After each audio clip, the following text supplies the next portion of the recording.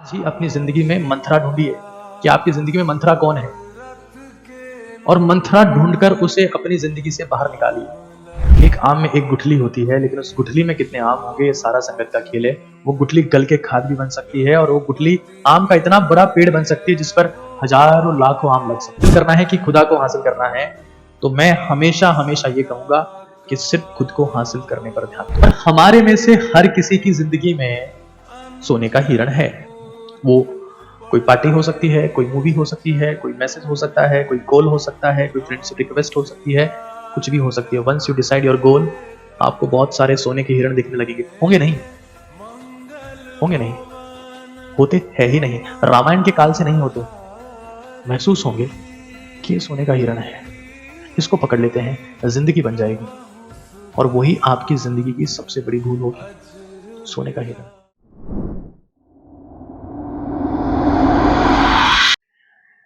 कि हर इंसान के दो चेहरे होते हैं। दो चेहरे होते हैं। एक वो जो उसका खुद का होता है, दूसरा वो उसकी संगत का होता है। केकई कहीं ना कहीं मंथरा बन गई थी क्योंकि संगत मंथरा की थी। आपको ये समझ लेना है कि आपको आपकी जिंदगी का बाहरी रूप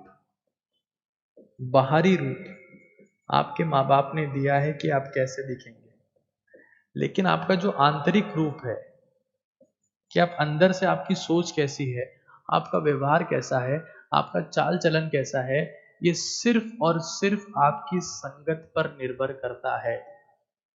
आज ही अपनी जिंदगी में मंत्रा ढूंढिए कि आपकी जिंदगी में मंत्रा कौन है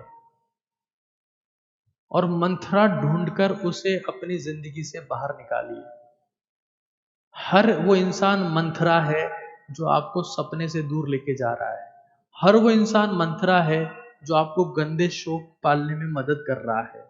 हर वो इंसान मंथरा है जो आपको बर्बादी के रास्ते पर झोंक रहा है, जो आपको लालची बना रहा है, जो आपको ईर्ष्यालु बना रहा है, जो आपको सही रास्ते से भ्रमित कर रहा है। वो मंथरा है और वो कोई भी हो सकता है, कोई भी हो सकता है।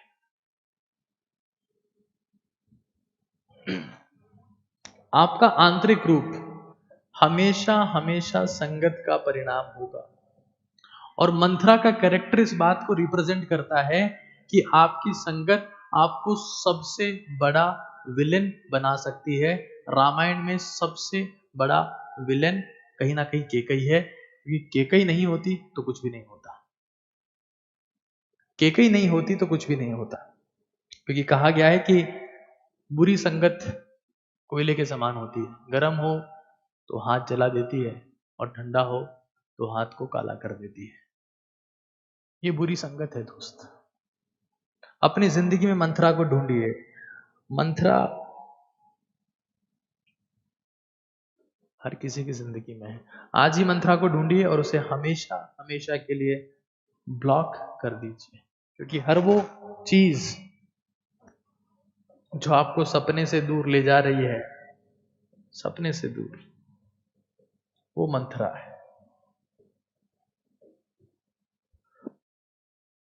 अपनी संगत को पहचानिए, क्योंकि मैं फिर कह रहा हूं,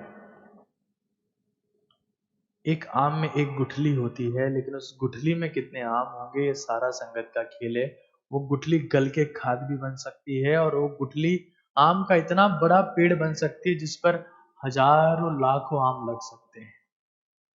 हजारों लाखों आम लग सकते हैं। आप अपनी कंपनी के प्रोडक्ट हैं। यहां लिख दे रहा हूं ताकि आप इसे नोट कर लें, that you are the product of your company.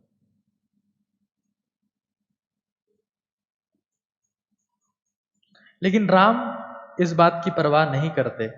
वो कहते हैं कि अगर केकई ना होती, अगर माता केकई ना होती, तो शायद मेरी जिंदगी में ये टाइटल मुझे कभी ना मिला होता। ये उनके स्टेटमेंट्स हैं।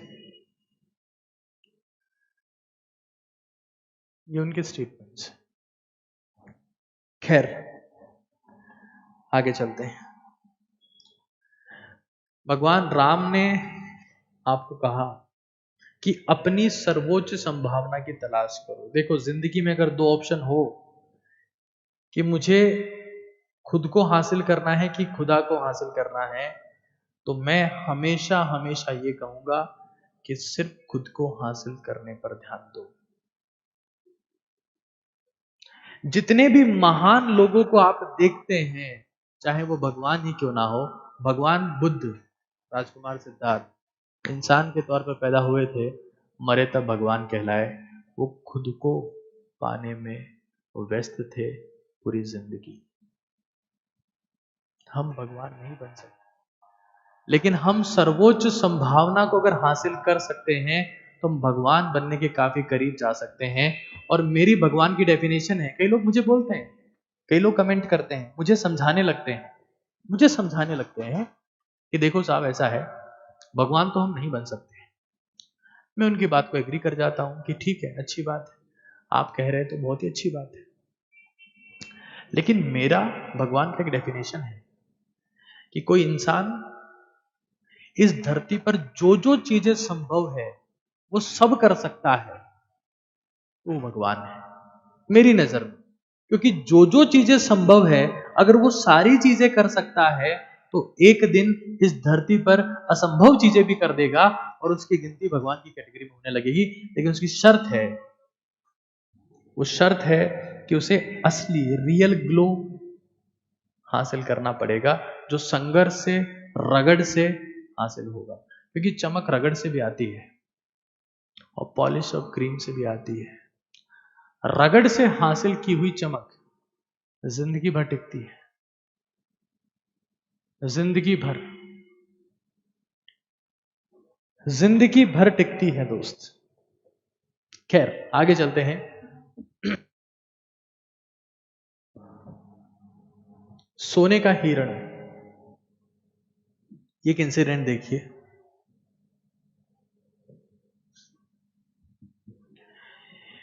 ये माता सीता है, भगवान श्री राम है और लक्ष्मण कुछ काम करके आ रहे हैं। माता सीता ने सोने के हिरण को देखा, जो बेसिकली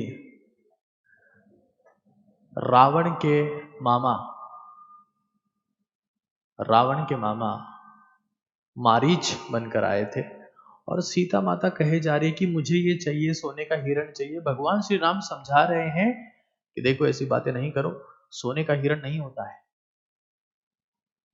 लेकिन वो डिस्ट्रैक्ट हो गई, जिद करने लगी, भगवान श्री राम को उनके पीछे भेज दिया, ये उनको डिस्ट्रैक्ट करके आगे ले गया। इसके पास एक वरदान था, मामा मारीच, रावण के मामा मारीच के पास एक वरदान था कि कोई सा भी वेश धारण कर सकते हैं और किसी की आवाज निकाल सकते हैं। राम को आगे ले गया और काफी दूर ले जाने के बाद में भगवान श्री राम ने तीर चलाया, इसका शिकार किया और इसने आवाज निकाली, हे लक्ष्मण। राम की आवाज में बोला, हे लक्ष्मण। तो जब आवाज वहां तक सुनाई दी तो माता सीता ने बोला कि लक्ष्मण, तुम्हारे भैया संकट में हैं, जल्दी जाओ उनकी खैर खबर करो। जैसे लक्ष्मण वहां से निकलते हैं, पीछे से रावण सीता माता को उठा ले जाता है। सोने का हिरण, ये कहानी है सोने के हिरण की। और ये मामा मारीच का किरदार प्ले करने वाले सबसे फेमस हमारे मारीच जी। खैर, सोने का हिरण। अब कई लोगों को लग सकता है, कई लोगों का परसेप्शन हो सकता है कि सोने का हिरण सिर्फ माता सीता ने देखा, बाकी सोने का हिरण नहीं है। यहां सोने का हिरण डिस्ट्रैक्शन है।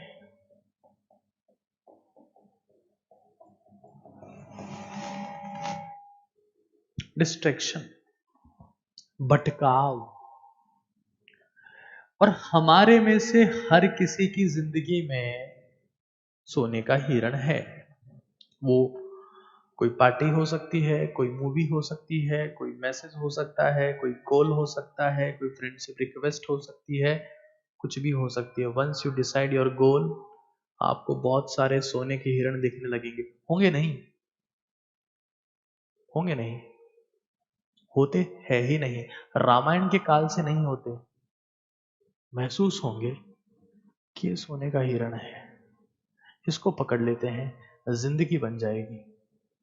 और वही आपकी जिंदगी की सबसे बड़ी भूल होगी। सोने का हिरण नहीं होता है। लेकिन फिर भी हम ये मानने लगते हैं कि सोने का हिरण होता है, सोने का हिरण होता है। हम आज भी मानते हैं और वहीं हम लोग निपट जाते हैं।